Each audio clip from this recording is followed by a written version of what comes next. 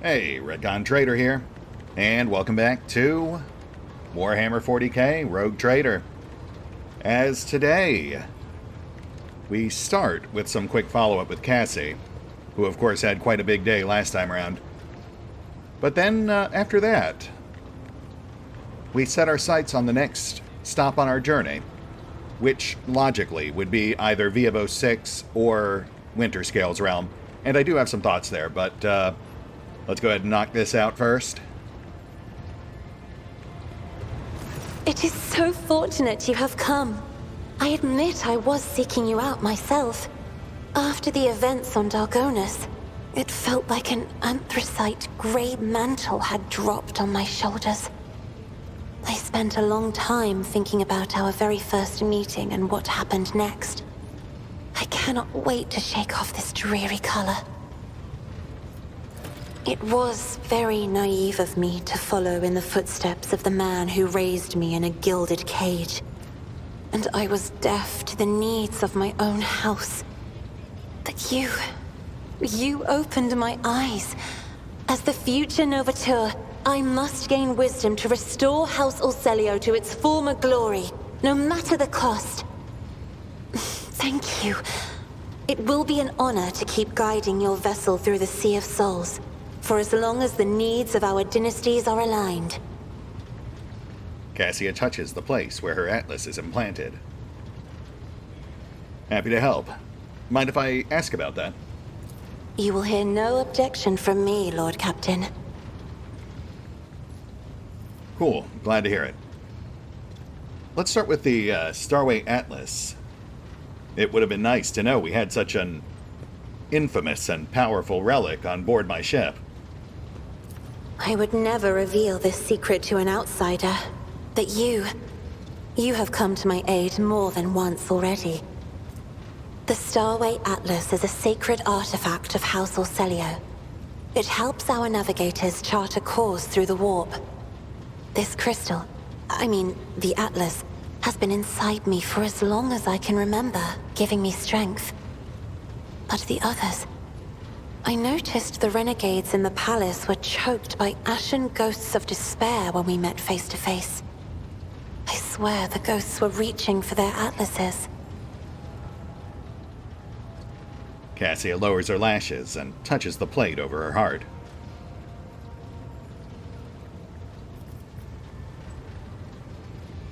So normally navigators just use their warp eye, but House Exsellsior, you all have these atlases implanted?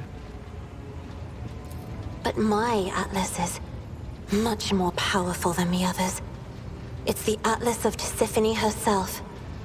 That is what people have whispered behind my back my whole life, although no one knew for certain. But I always suspected. I simply did not wish to admit it to myself.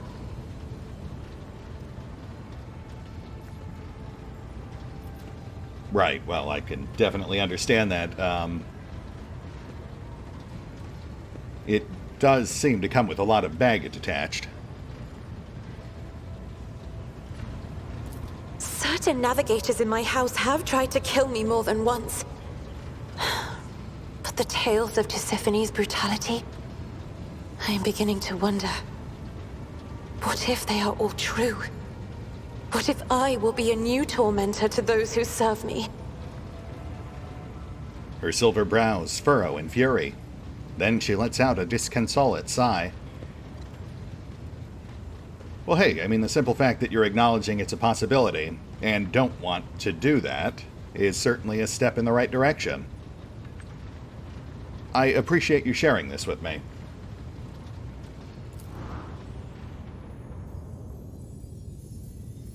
I only meant that...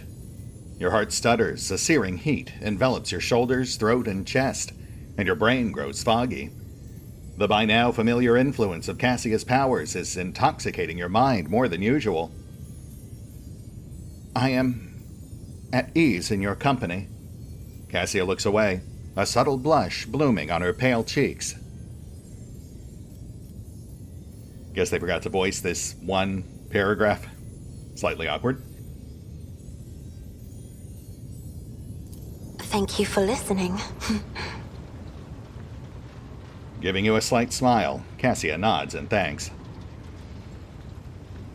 It's my pleasure. Honestly, it's kind of refreshing to just have a direct conversation for once. What else can you tell me about your house? As the only voice of our family on this vessel, it is an honor. As long as your questions are courteous, I will answer every one of them.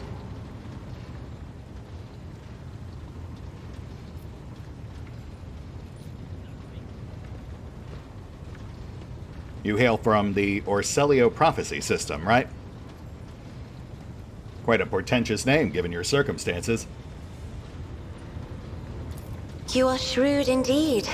My ancestor charted that route while fleeing the enemies of humanity. They say the Emperor himself was his guide, because the warp expelled their vessel without a single loss.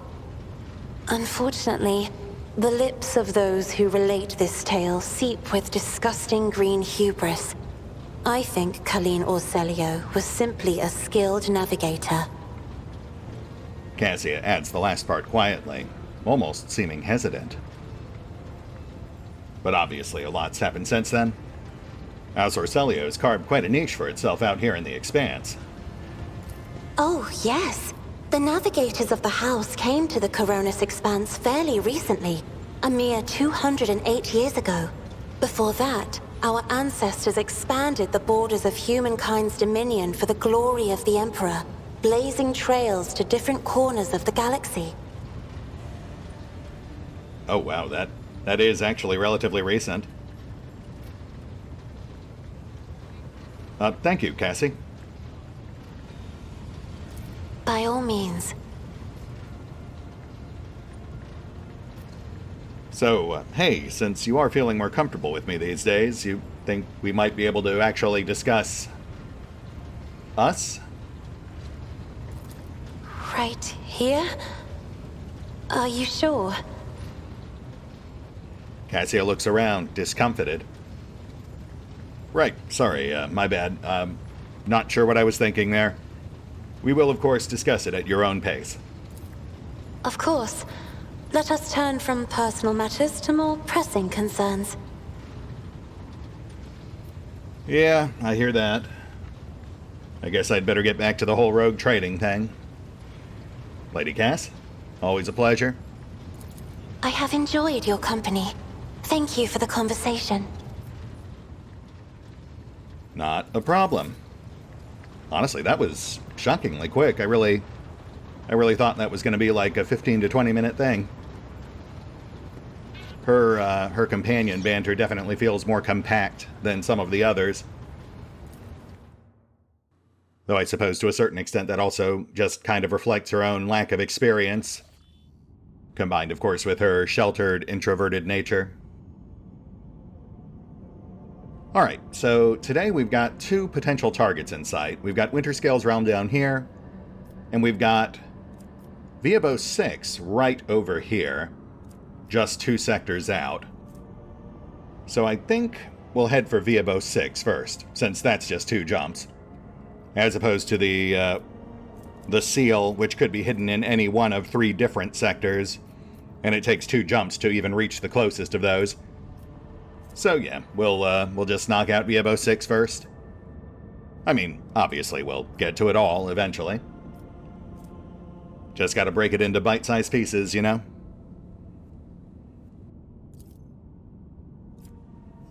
And you know what? Yeah, let's provoke.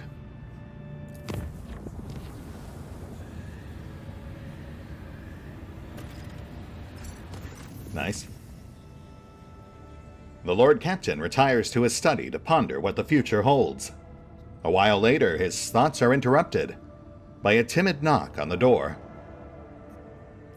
Lady Cassia, I assume? Well, no, she'd be preoccupied right now, navigating us, so...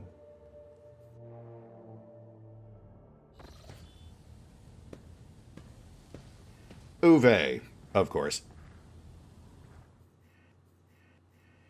The young servant in fine livery quickly bows to you and places a peculiar object on your desk. A transparent dome with a living flower inside. Oh yeah, right there. Nice. I wonder if that's the flower we gave her back on Janus.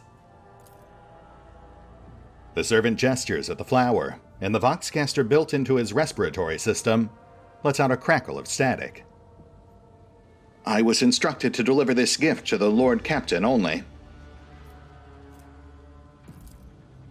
Before you is a fragile branch of the Levandulum quatus, a most rare specimen native to the world of Quatus in the Calixis sector.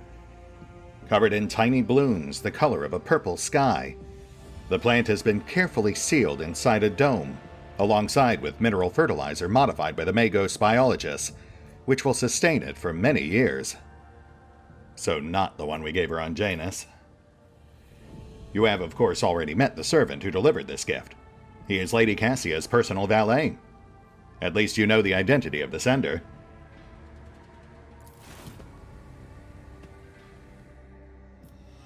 Bye, Uwe. As for the plant itself, a term from the ancient etiquette of the nobility, all but forgotten in this day and age, comes to mind. Immortalium, or eternal flower, a living plant capable of enduring in the void for centuries. An extremely rare sight in the Coronis Expanse, and an unmistakable token of the giver's special favor. The appearance of an immortalium in the life of two aristocrats is a unique ritual, the purpose of which is to demonstrate their true intentions without words. Every gesture, glance, or phrase in this ritual is imbued with deep symbolic meaning. You're expected to take the next step, which is either to reject the gift by pointedly ignoring its existence, or to accept it on your own terms. The recipient's acceptance can be expressed through words of gratitude in private conversation, or by sending a gift in return. High Factotum Janris Danrock can always assist you with the latter. Right, so... yet another game in this courtship, and the ball is now in our court. So I suppose we should go speak with Danrock? I mean, it did also imply that we could go speak with her personally about it, but given the conversation we just had with her, I don't really see that going over well. Because she very much does have the feel of someone who wants their blossoming relationship to be like something out of the Hollow novels that she grew up reading. And that's fine. I'm fine with slow-rolling our relationship. That'll give us more time to get to know our other options regardless. I mean, again, ultimately I do think we're going Cass, but I would like to at least give Jay and Yurliet a chance to compete. A pleasure to see you, Lord Captain. How may I be of assistance? Danrock, I've received an immortalium and need to arrange an appropriate response. An immortalium? Janris shoots you an intrigued look through the lens of his implant. May I ask what exactly I should arrange for Lady Cassia? Yeah, but how'd you know it was Cass? Janris nods. Lady Cassia must have brought the flower from Urak 5 with her personal belongings and kept it this whole time. Hardly anyone else aboard this vessel would be powerful enough to acquire such an exotic artifact.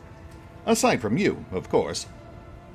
I mean, I feel like Jay could have theoretically been wealthy enough, but I suppose it's also definitely not her style. As for what to send her, this feels obvious. Though now I am starting to second-guess myself, I am wondering if I should just go talk to her.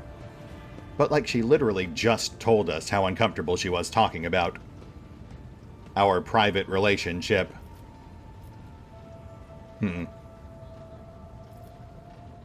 See to it that her chambers are outfitted with a library to rival my own.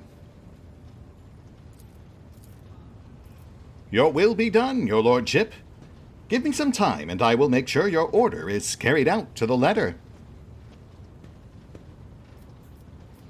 It feels like they're kind of coaching us to let her control the pace. The question being, I suppose, as to whether or not that is, in fact, the appropriate thing to do. Because, I mean, I guess if she is into trashy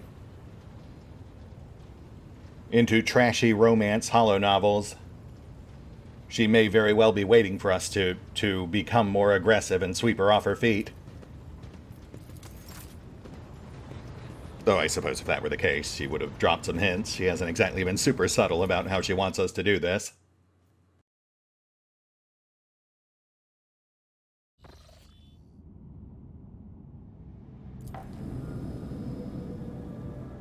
Yes, and there's our connection. Fantastic.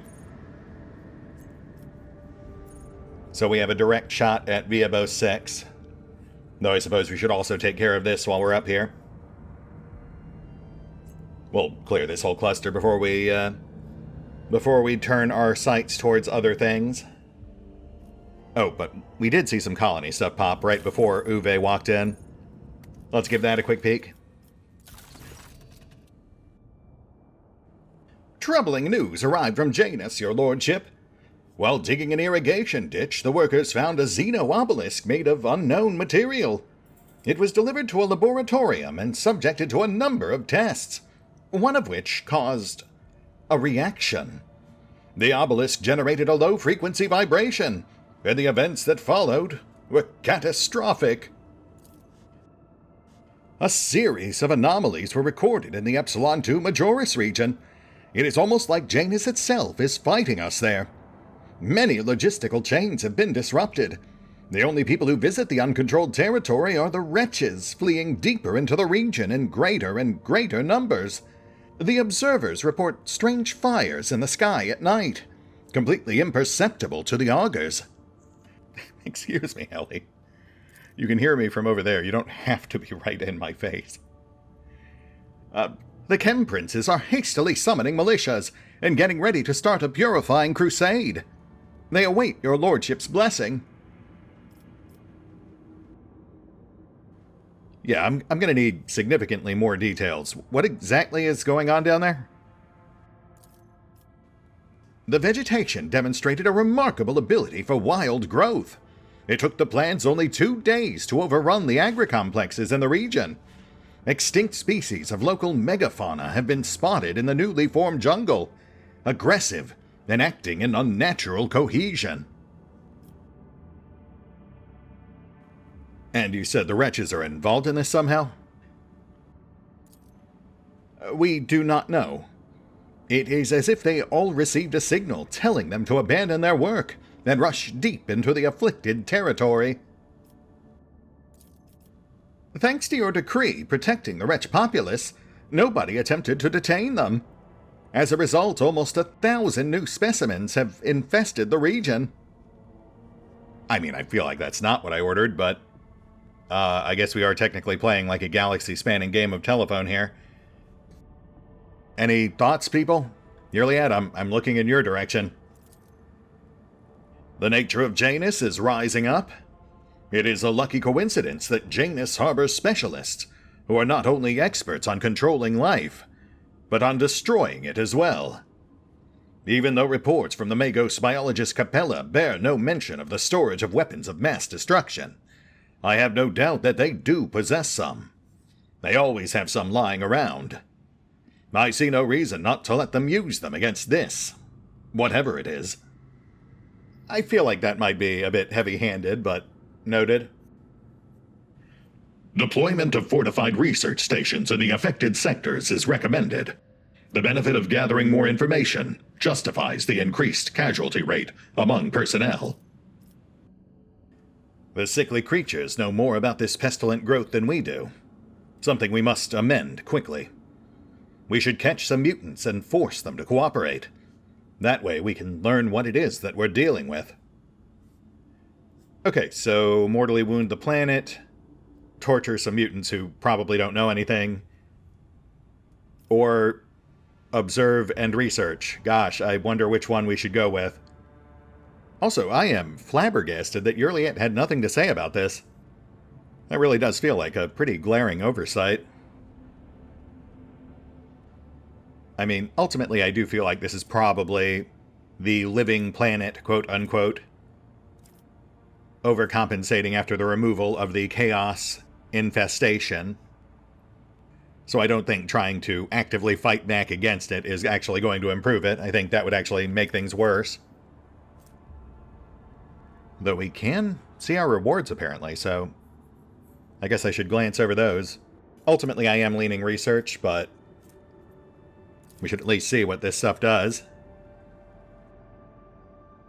Eldari sonic torpedoes, interesting. Which, unfortunately, I don't think would be compatible with our autoloader. I think that only works with plasma torpedoes. Oh, wow. Pretty significant stat boost for what I feel is narratively the worst decision we could make. Though in our case, it's actually pretty useless. We're not a fellowship-based character anyway. Not that we're apt to get much use out of the Eldari torpedoes either, but we'll just go with my first gut instinct. Pascal, seal off the affected sector. Set up a series of observation posts and research labs. We clearly need more data before we decide how to respond. May the Omnissiah be merciful to the souls of those who will give their lives in the name of obtaining knowledge. The scouts who ventured into the heart of the affected region discovered ancient Xenos creations emerging from the ground. The affected region reacted to the incursion by expanding, and swallowed up some of the neighboring agri-complexes. Fortified observation stations were set up in the largest clusters of ruins. The priceless data and artifacts collected there were paid for with the lives of the many watchmen who fought against the onslaught of Janus's enraged wilds. You know, again, I feel like that's not exactly what I wanted, but... well, no, I'll have to go back and double-check the wording. I did take some liberties with how I phrased my request, but it might not match up with what he was actually suggesting.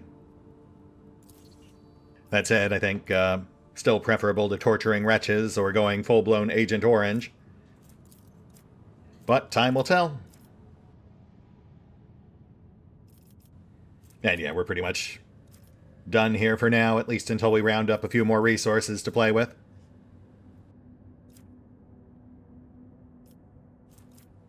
Adamantine, people, Xenotech. Oh. Lord Captain, we've received a report from Dargonis. Some common folk from the now ruined Scipion 84249 have succumbed to the heresy of defiance. Forming into engine vandals gangs, they now ride among the wasteland in the wasteland-adapted cleaning Goliaths. They have declared themselves outside of the law, raiding the hive's outskirts only to escape retribution in the toxic wastelands. I mean, I'm not going to lie to you, Danrock, that actually sounds pretty awesome. Despite your acts of grace, these ungrateful heretics are fleeing the hives, abandoning their workstations, and inciting others to do the same. They even dare to spread lies and slander, stating they are being used as slaves. So great are the appetites of the yesterday's refugees. Rumor has it that the Brigadier clan in charge of debris removal in the ruins of Scipion keep in contact. We could pass on word to the renegades via the Brigadiers, or force them to disclose the locations of the rebels' nomadic camps. Interesting. Tell me more about these Brigadiers. This is a union of the workers and the technomats who have been working on the lower levels of Scipion. Small-scale bosses of the watches and shifts. Useful common folk who have proved their worth with diligent labor and valuable knowledge. Of course, they stand much lower than the esteemed trader, let alone the aristocrats. But the common folk heed their kin, and the Brigadiers have both the authority and the ability to manage them. Right, so middlemen who could help bridge the gap. The Scipions keep to themselves, but the Brigadiers have not shown any signs of disloyalty. They were the first to volunteer to return to the ruins of Scipion's 84249 and set up the debris removal project. They are certainly useful and are accustomed to praising the Emperor through their labor. Moreover, their grief at the loss of their home and the resilience with which they have accepted it made them appear like heroes and martyrs in the eyes of other commoners. How exactly are these people surviving out in the wastes? Like, I mean, the whole reason I had them resettled was because it was inhospitable out there, right? This is a rather uncomfortable way of life, your lordship. They must always be wary of acid rains and hurricanes, and moving a decent distance from the hives if they do not plan on raiding at that moment. They get their food from the abandoned outposts, paying for it with the lives of those killed by autonomous security systems. Water and promethium are rationed very strictly. I mean, shit, that sounds awesome. I want to play that game. They live by marauding, an occasional hunt, and plundering. Sometimes their own kin, and sometimes the outskirts of the hives. They are a tribe of degenerates and barbarians that is rapidly developing its own clan culture. The civilized residents of the hives shoot the scum any chance they get. I mean, I'll go ahead and say it now. I want to work with these guys, not against them, but open to suggestions here. What do you got for me, people? If the engine vandals have managed to tame the ancient machine spirits, then that means there are technomats or even tech priests among their ranks. This renders them negotiable. It would be efficient to utilize such renegades instead of disposing of them. A promise of reward for every piece of technology found in the wastelands of Dargonis and returned back to Dynasty will ensure their obedience and tractability. Pascal, my man. You and me, same wavelength, bud. If you wish to exterminate them, Elentak, do not waste your time on hunting them down. Instead, deceive them into defeating each other with a prize, a weapon or a trophy that they can fight for. After the Monkey are finished slicing each other up for the right to obtain it, your warriors shall finish the deed. This tactic proves itself to be very useful against your kind. Gosh, thanks for your contribution, Yurliet. I'm glad you saw fit to chime in on how to kill humans more efficiently, and not on how to potentially save Janus. The aristocrats of Dargonis despise them, but are also secretly afraid of them, correct? Renegades that can invoke such fear. I wonder if I had exiles like this on my home, would they have curbed the ambition of my brothers and sisters? Would they have supported me in case of conflict? Oh, I am scheming and conspiring right now, am I not? Bravo, Lady Cassia. Do not be ashamed of the unique abilities bestowed upon you by your heritage. They are your birthright. Thank you, Heinrichs. Though, I mean, it's not necessarily a terrible idea. Though it does open a whole can of worms if and when it gets discovered. That aside, given my own predilections towards the Tech Priest Brotherhood, I think our option here is pretty obvious. Pascal, contact these Omnissian renegades. Let them know we're willing to overlook their transgressions as long as they turn their fellow outcasts towards the pursuit of knowledge. Also, tell them they're awesome. May the lost be found yet again. The former servants and serfs of the Omnissia that are now part of the Engine Vandals were glad to actively collaborate and redeem themselves in the eyes of the Deus Mechanicus. The common folk did not dare to judge this union, fearing the menacing priests clad in scarlet. Hive raids have become a rare occurrence.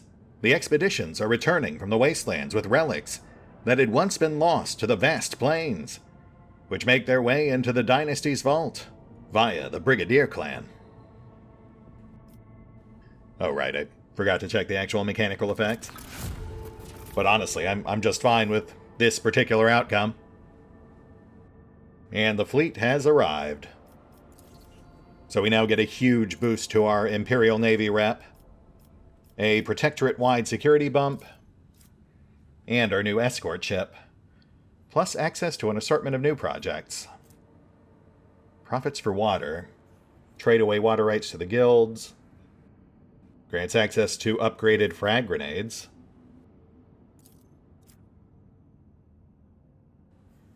Shoot, but I should at least look at these other ones. Like this one here comes with another huge bump to our Navy rep, which would be pretty welcome. The ultimate question, I suppose, being, do infinite upgraded frag grenades outweigh a 5,000 point Navy bump? I suppose we've also got this one as well, but honestly, I just don't see us teaming up with the pirates to that degree. Not with the obvious downsides to it, the huge hits to security. Not to mention the overall more modest rewards. Generally speaking, I have to assume there's some narrative benefit to doing that, but mechanically it's pretty hard to justify. That said, no need to rush the decision. I'll mull on it a bit. We have to clear Narmer anyway. So, let's pop on in. Ooh, and right off the bat, we've got pirates.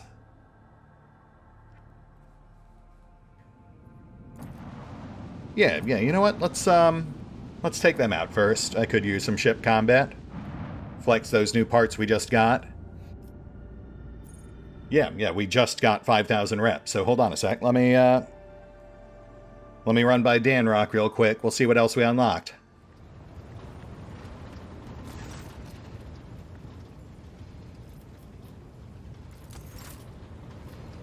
Up 2 ranks. Fantastic. Which nets us the Sunhammer Lance Battery. Medium range, wide arc. The Fortis Pattern Torpedo Tubes, plasma. Less torpedoes overall, but also inflicts burning damage. Stygies Pattern Macro Battery. Short range, reduced shots, but higher damage per shot. Actually breaks down to the exact same amount of overall damage, so I feel like we're better with our current macro cannons. And then Griffin Pattern Torpedo Tube Melta Torpedoes.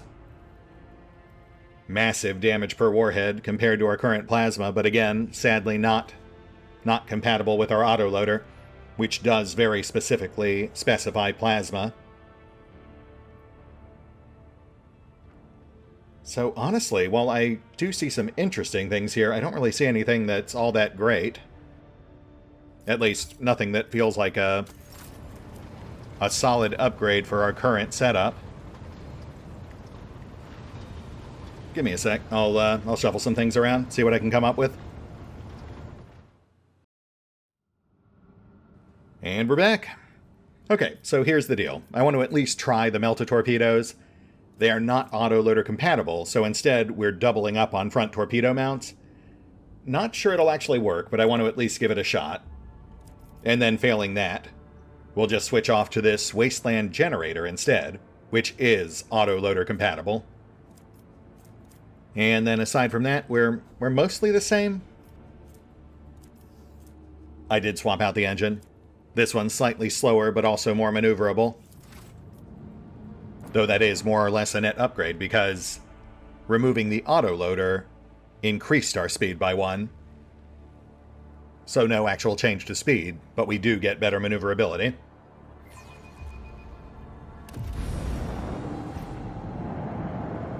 Cobra-class destroyer. No big deal, though them getting immediate alpha strike on us does kind of suck.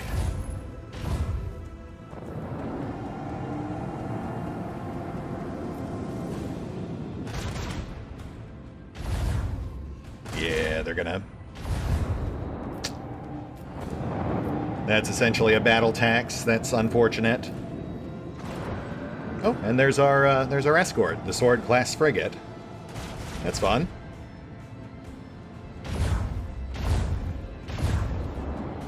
Not particularly powerful, but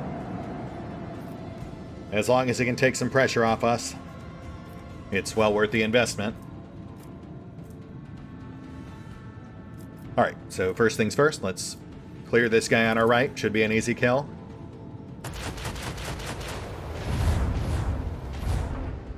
Oh, yeah, they're done. Goodbye. Destroyer out. And we need to get behind those torpedoes. Bootleg won't do it. That would actually put us right in front of them.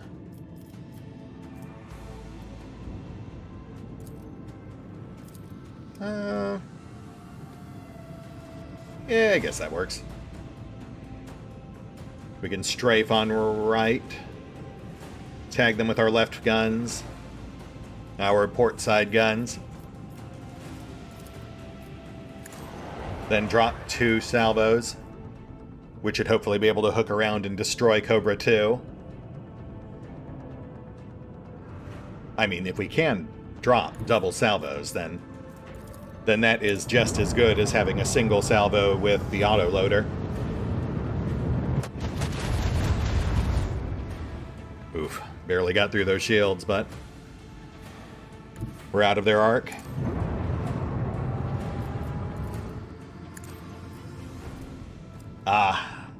Alright, fair enough. Yeah, looks like torpedo reload is universal. I had to try. Alright, well, thankfully this is an exceptionally easy fight, otherwise that might have been annoying. As it stands, it's an important learning experience. We'll pull the melta torpedoes after this. Get the autoloader refitted. Still a net upgrade overall, since the Wasteland generator is still an upgrade itself. That's a 5 torpedo salvo with burning DOT. We actually pulled that from the Dargonis event. They didn't... Oh, shit. I hope that escort repairs between fights. That would definitely suck if it turned out it was like a one-time thing. And once it's gone, it's gone. Hey, nice. Not bad. Alright, let's wrap this up.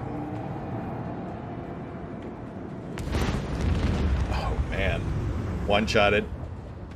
Those melta torpedoes are gorgeous. It's just a shame they're not auto-loader compatible. But it's fine. Like I said, thanks to the Wasteland generator, it'll still be a net upgrade. Same initial damage output, but now with a burning DOT. The way I'm just now realizing, the Wasteland generator also has short burning, which I don't think has been on any of the other torpedoes we've fitted. Faster and more maneuverable, but detonates after a single round. Interesting. Yeah, you know, I think we can work with that. Huh. Kind of a shame this fight's already basically over. I'd actually really like to compare and contrast. No big deal, though. I'll compare and contrast off-screen. Just toss it in with the rest of the bookkeeping.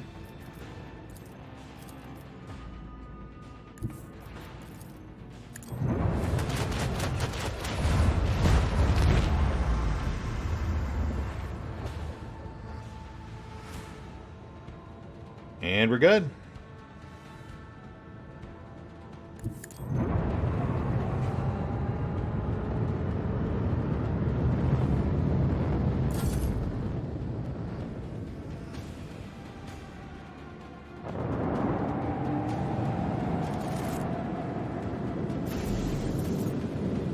Two full stacks of pirate parts. Very nice. Though we do have to put a very small amount of that scrap back into our hull. Okie dokie. Let's get these planets cleared, then we'll blaze a trail to Viabo 6. Obviously won't have time to actually deal with it today, but we'll be poised to tackle it next time around.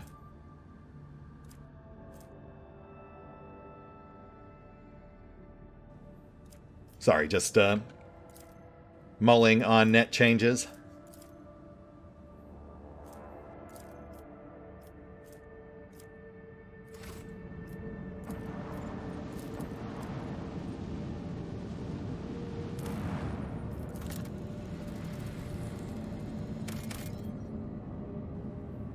Provisions, 1. Okay, well that is definitely not worth an extractium. An Archaeotech mechanism fragment. A surviving piece of an Archaeotech mechanism of unknown purpose, discovered among the wreckage of an ancient Imperial vessel in one of the planets in Warhammer 4. Interesting. I do actually remember that from early access. We could never actually assemble it.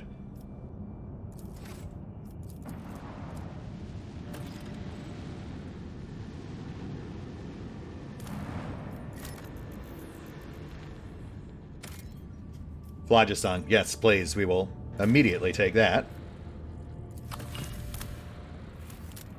And a point of interest. Traces of meteorite. The ship's augurs have detected a non-native mineral cluster on the planet's surface, probably the remains of an ancient asteroid shower. The substance is valuable, but collecting it will not be easy. The asteroid sits right above numerous underground caverns.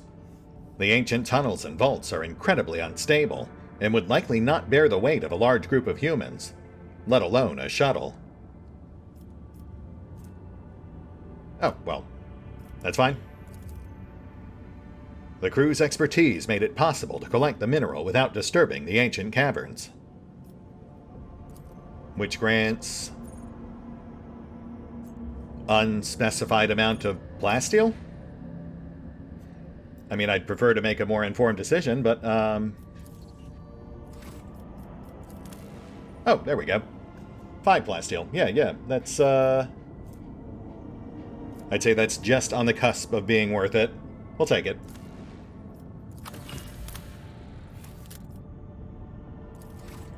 And sector clear. Let's blaze a trail to Viabo 6, and then I think we'll be at a good place to call it.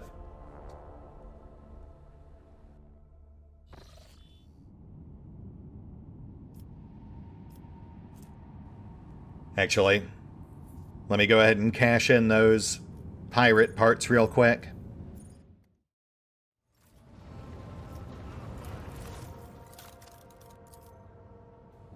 Ooh, 3 stacks. Nice. Yes, that is definitely enough to get us up to rank 7. Which nets us an Archaeotech macro battery. Short range, 4 shots, 27 per. Which is actually a solid upgrade for us. And then technically we also qualify for the Hercutor plasma battery,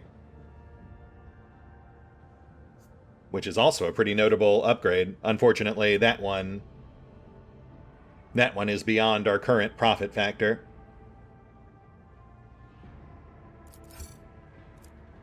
Oh, wow. Yeah, we're 5 points off on that one. Actually, this also reminds me, I have to set a new colony project before we leave Warhammer 4, otherwise we're not progressing anything. So, you know what? We'll go ahead and hit the pause button for now. I'll take care of the usual off-screen bookkeeping, figure out what we're doing with our colonies, and we will pick up here next time. See you then.